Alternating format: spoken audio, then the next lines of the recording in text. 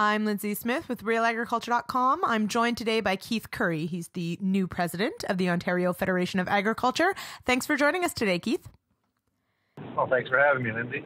All right, so this week, it's a momentous one, or rather this time of year, in that OFA and you as leader have banded together with several other farm groups for the first time straight across the board in calling for the freezing of municipal boundaries in Ontario in an effort to protect farmland from development. Catch me up on what happened recently.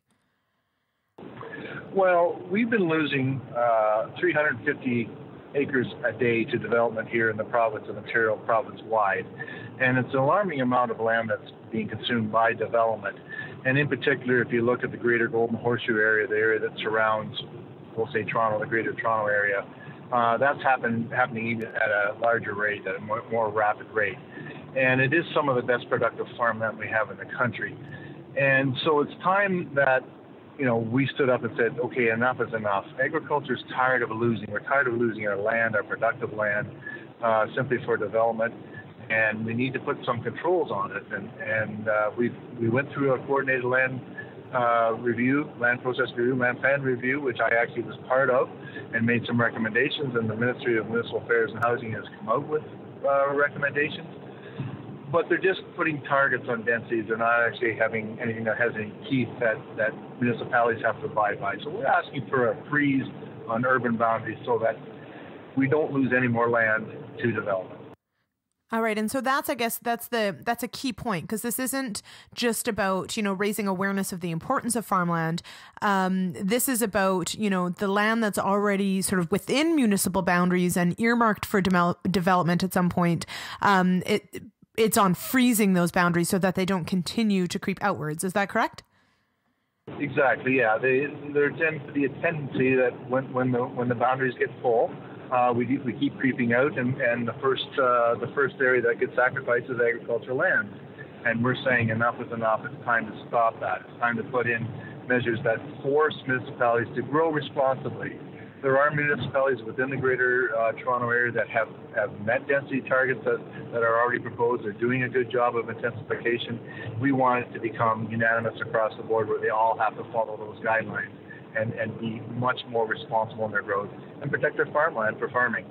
So I guess that's my next question, is sort of how do you envision this happening? Is that so you've said, those density targets and intensification. Now, is the issue, or at least part of the issue, that the rules just simply don't have any bite to them as far as meeting those density targets?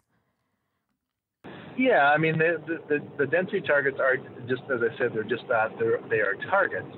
A lot of municipalities do try and use such guidelines, but if they don't get there, there are no penalties, i.e., the government doesn't say, well, you can't have any more area to expand on because you didn't grow responsibly. It's a guideline almost that they're using, this target number.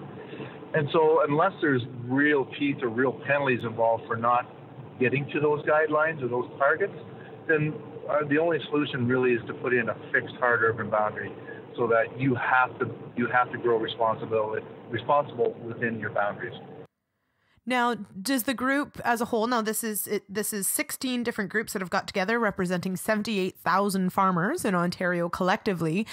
Is there talk of creating, say, agriculture land reserves or anything that takes this a step further? Well, there are some of those measures in place already through the organization Ontario Farmland Trust, where you can put your land into trust, which means it stays into agriculture forever. But that's a personal choice as an individual landowner, whether you want to do that or not. There has been some discussion around land reserves or much like they do in the United States. The problem with that is there needs to be money involved for that to happen, and right now there's no money for that to happen. So, but there's always continued talk around that topic is that a way to achieve our goals?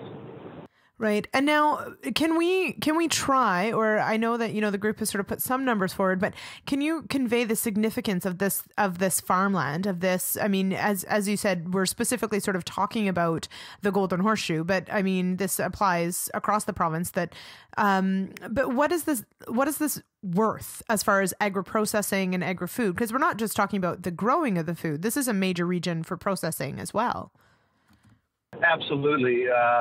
The agri-food industry in Ontario is the largest industry, and we are also the largest employer. There's some 750,000 jobs in Ontario that are in the agri-food industry.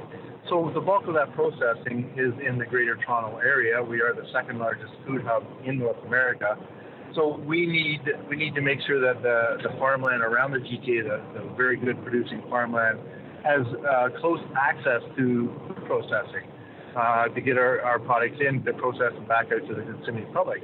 And if we lose the farmland, then the goods have to get trucked that much farther in for processing, which creates more traffic congestion. It means more road infrastructure, which means more land coming out of production. It's just kind of a domino effect.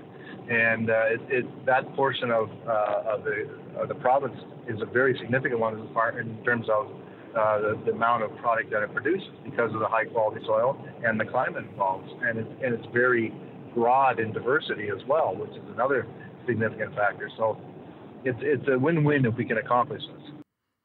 All right. And I suppose that's my next question is, what do you see as the next step, the next positive step? What would you like to see happen next? Well, obviously, we need to begin the dialogue with the provincial government and the Ministry of Municipal Affairs and Housing in particular. I actually had a meeting with them recently to start that discussion, and we need to keep bringing it forward as to find a way, find a means in that we can actually put a curb on development, on our urban sprawl in particular. And it's going to take time. We realize it's not going to happen overnight, but we need a political champion to drive it for us as well. And we're going to continue to talk. And when you look at the representation that's calling for this ban, essentially it's all of agriculture. So we are asking for this to happen. It's a loud voice, it's a significant voice, and it's one that can't really be ignored. All right. Okay. Thank you so much, Keith, for your time, and we'll be checking back in as this moves forward. Thank you very much, Lindsay. Appreciate the time.